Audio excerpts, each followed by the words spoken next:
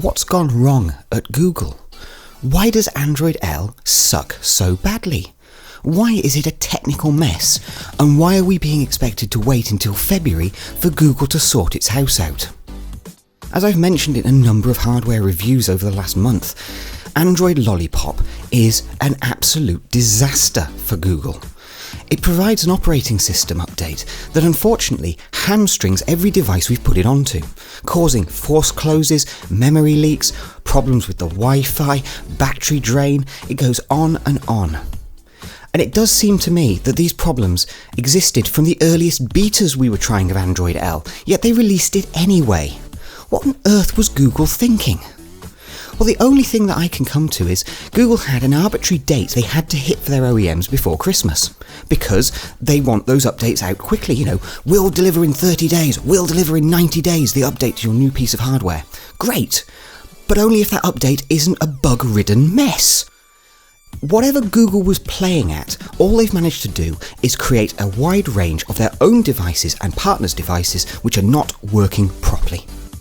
We've got a HTC One M8, a Nexus 5, an Nvidia Shield Tablet and a Nexus 10, none of which are working properly with Android L. All are exhibiting force close issues, all are exhibiting memory leaks, all are exhibiting problems with Wi-Fi that won't work properly in Europe because the channels are not all complete there.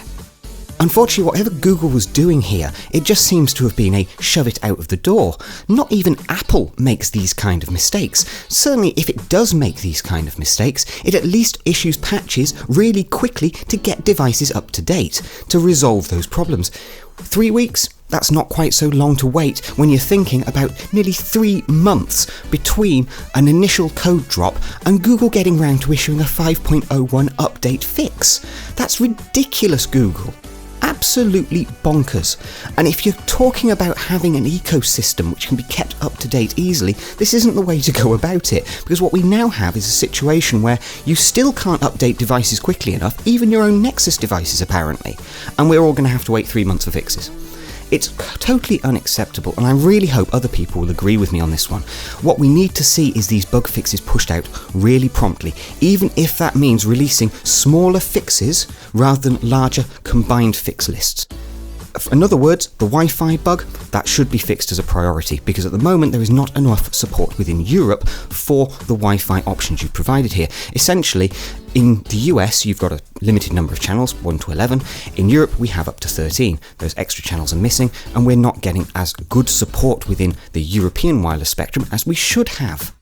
This is also extended out to the dual band option as well, which again is only operating on auto. You can't actually put your router onto any channel you choose in the 5G spectrum there. You have to use just the auto and let the device work it out itself. That's fine in some cases, but in the majority of cases, if there's lots of other 5G access points around you, it's not going to work very well.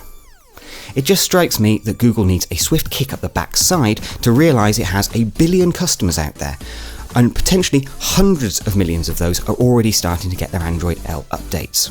That's made even worse when we consider that Samsung and others are getting those updates ready for around January.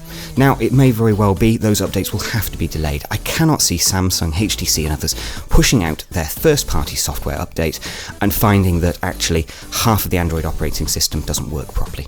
So it could be that whilst they're talking January, we're actually going to be talking February, because they're going to have to wait really for Google to push this update out, as we all are right now. We basically have a situation where Google is breaking devices. It's certainly this update not making devices run any better, it's just making them run worse.